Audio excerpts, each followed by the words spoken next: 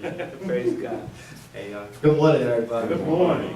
My scripture kind of have a caveat what Brother Joe Baker said.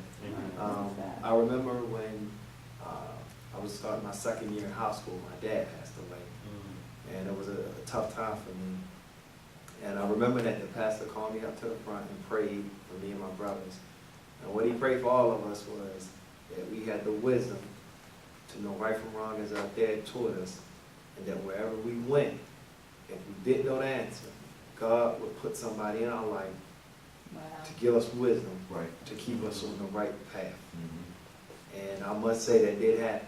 An older guy in the church, you know, he was kind of, I guess, kind of grumpy, but for some reason he took a liking to me, and we always talked.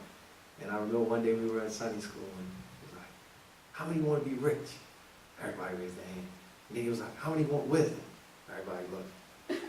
"I want no wisdom. If I'm rich." He was like, "Man, you guys are so hard." He's like, "Because anybody can be rich. You can't hold on to the money." He said, "A wise person can take $10, turn that $10 into $1 million. But he said, but the smartest thing is they know how to keep it. There's a whole lot of rich people get rich overnight, but they broke the next day." And then I told him, I said, "Hey, I'm thinking about going in the Army, but all my friends are telling me, you know, that the Army's for the white man." He looked at me. He was like, "That's the stupidest thing I ever heard." He's like, look over there at that business. Who owned that? Jew or white man. Who owned that building? Jews or white man. He was like, "So what they talking about? Everything owned by the white man." He was like, "That's stupid." Then he was like, he said, "It's in my heart that you need to get away from Baltimore." I was like, "What?" He said, "Sometimes growing up in a city like Baltimore, you need to get away and come back. Because if you don't get away from Baltimore, you're going to end up like everybody else." And at first it upset me. I'm like thinking, "Man, this old man don't know what he's talking about." Wow. But later on, as the years I've gotten away, and I've come back from time to time to visit, and I see all my friends that have gotten caught up in just the wrong place in the wrong time. Friends that I associated myself with. And then one day, when he was just sitting talking to the young man in the church, he was like, eventually, he said, the human trafficking is going to make drugs nothing. Wow. I'm sitting there thinking like, man, this guy's living in the neighborhood making $1 million off of drugs. What are you talking about?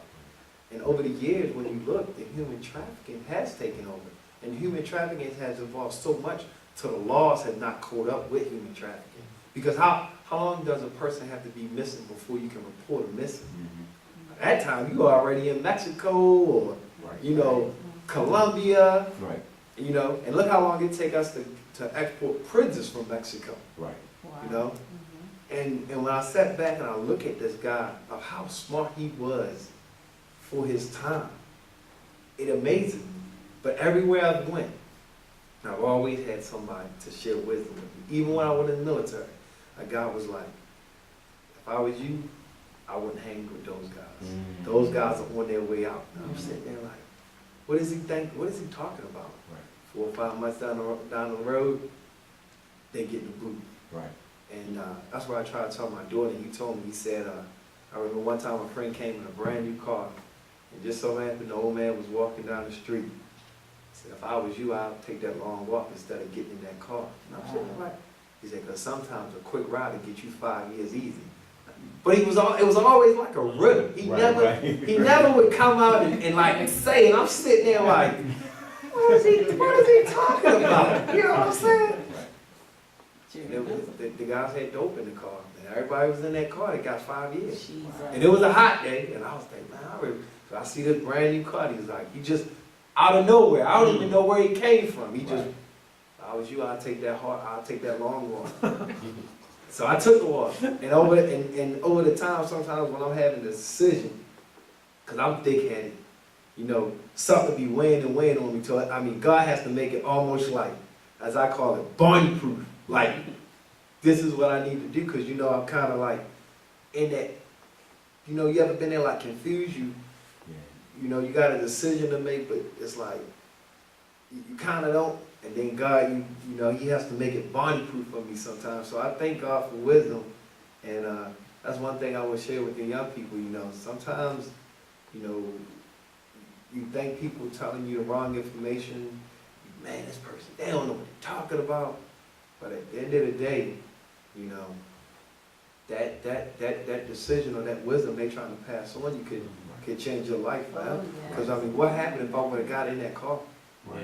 You know, Amen. and we talked about that in Bible study this morning. You know, people that have felonies, they still can't vote Right.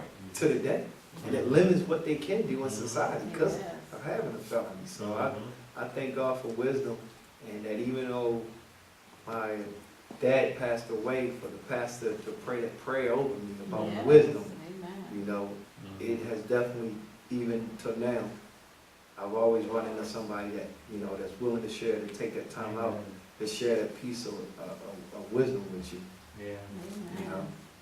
And that's one thing, you know, that I'm very advocate of about the elders in the church, of them sharing their wisdom, because a lot of, you know, when you're young, you think you know everything and stuff, but as you get older, you start looking back at the elders in the church and how, you know, the advice that they shared with you and spoke with you, you know, because another thing, and I'm gonna come to a close, the older guys like, he's like, how you gonna take advice from somebody going through the same thing you're going through?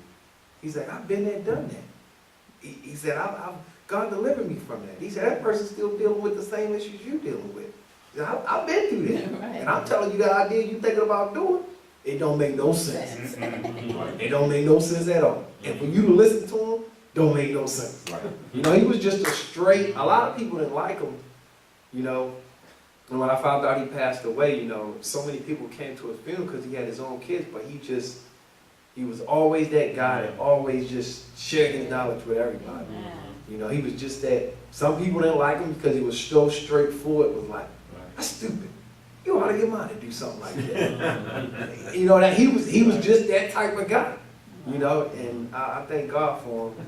You know, I'm pretty sure he's up in heaven somewhere, probably doing the same thing. Probably doing the same thing. What sisters that make? You crazy, you know? He was a real, you know, real good guy. And like I said, when my dad passed away, you know, he filled that void. And when I left to go in the military, he was so happy for me. He was like, you know, I was glad that he said, you had a lot of potential, still do. He said, but I did not. I was so scared that you were going to get caught up like everybody else in Baltimore, you know. And he shared something with me that I never knew.